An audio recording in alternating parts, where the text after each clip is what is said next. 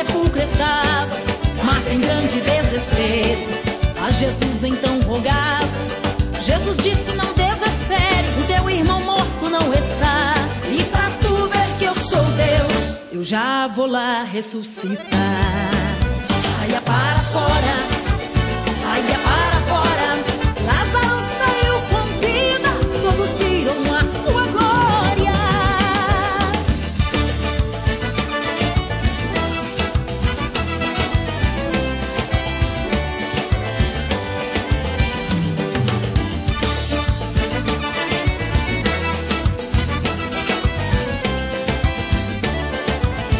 Jesus saindo de Jericó, uma grande multidão ali o acompanhava, e no meio deles tinha ali dois cegos. Olha,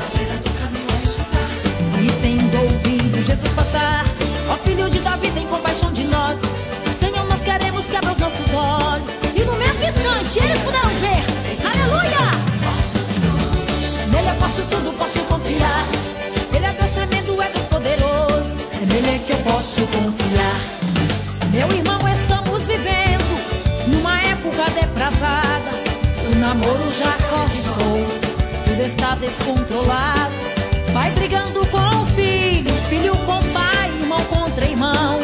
Todos estão esquecendo da bendita salvação. Mas se Jesus me mandar falar, eu falo. Meu negócio é morar lá em Sião. É assim, um milagre de Deus acontecendo, a unção de Deus aqui descendo, pra que hoje operar. É assim, o meu Deus ele age como quer, basta você só ter fé e só a ele adorar. Adore a ele, exalte a ele, pois é só ele é quem pode dar a sua bênção que você quer receber.